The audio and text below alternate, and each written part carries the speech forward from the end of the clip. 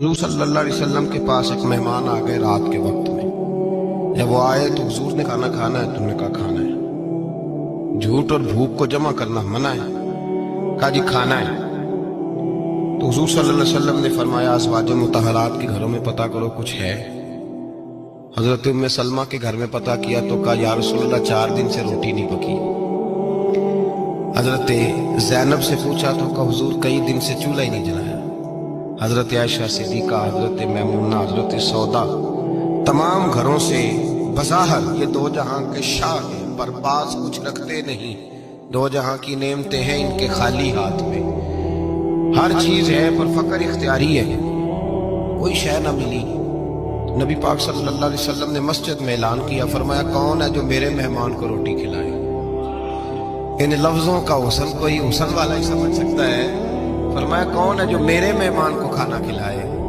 تو ایک صحابی لے گئے اور اٹھے، وہ صحابی جو صحابہ میں غریب تھے، ایک انصاری جو غریب آدمی تھے، اگرچہ میرے محبوب کے غلاموں میں جو بڑے امیر تھے وہ بھی خرچ کرنے میں بڑے آگے تھے، حضرت عثمان غنی رضی اللہ تعالیٰ، حضرت عبد الرحمن ابن عوف، حضرت ابو بکر صدیق رضی اللہ۔ لیکن یہ غریب آدمی کا حضور میں لے جاؤں گا، میں لے کے جاؤں گا، یہ بخاری مسلم ہے۔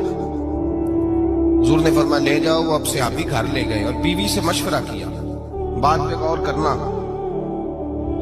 ہر چیز کی بھوک دیکھی جا سکتی ہے، بچوں کی نہیں دیکھی جا سکتی۔ وہ انصاری حضور کے مہمان کو گھر لے گئے، جا کے بیوی سے مشورہ کیا، کہا بھلی مانس گھر میں کچھ ہے؟ تو اس نے کہا تھوڑا سا بچوں کے لیے کھانا رکھا ہے۔ بچوں کے لیے؟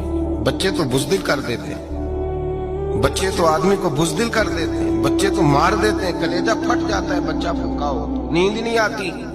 اب صحابی اپنی بیوی سے کیا کہتے ہیں؟ کہتے ہیں بچوں کو بہلا کے سلا دے، اور رسول اللہ کے لیے نہیں، رسول اللہ کے مہمان کے لیے، بھئی نبی پاک کے لیے نہیں، حضور کے تجھ سے در در سے سگ اور سگ سے ہے مجھ کو نسبت، میری گردن میں بھی ہے دور کا پٹکا تیرا، تجھ سے در در سے سگ سگ سے ہے مجھ کو نسبت۔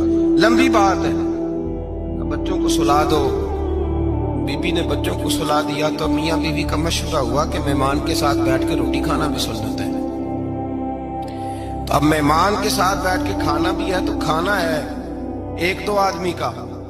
اب خاوند اپنی بیوی کو تیار کرتا ہے کہ میں بھی کھانے میں بیٹھ جاؤں گا، تو بھی بیٹھ جانا، اور جب مہمان کھانے میں ہاتھ ڈال لے تو اٹھنا، کہنا وہ ہو دیا تو صحیح کیا ہی نہیں، ابھی بجھ جائے گا، اور جا کے دیا بجھا دینا۔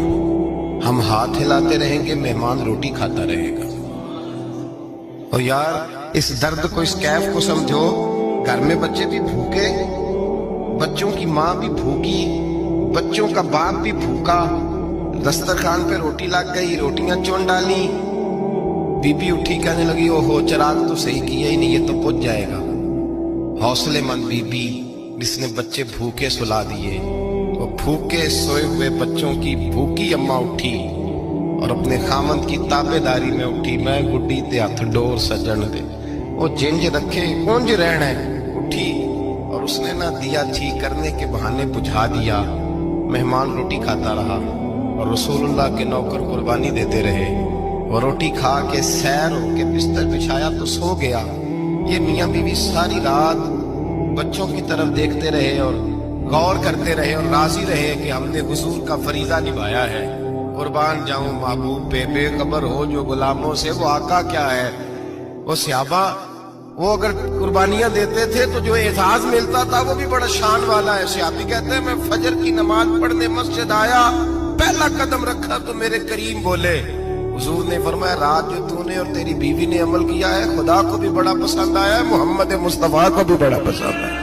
اور پھر ایک لفظ اور ہے حدیث میں، ایک روایت میں ایک جملے اور بھی ہیں۔ حضور نے فرمایا جب تو اور تیری بیوی رات مہمان کے ساتھ احسار کر رہے تھے نا تو عرش کا مالک تمہیں مسکرا کے دیکھ رہا تھا، رب تمہیں دیکھ کے مسکرا رہا تھا، رب تمہیں دیکھ کے مسکرا۔ تر دامنی پہ شیخ ہماری نہ جائیے، ہم دامن نہ چھوڑ دیں تو فرشتے وضو کریں، پر میں وہ مسکرا رہا تھا کہ میرے بندے میرے رسول کی رضا کے لیے کیا کر رہے ہیں۔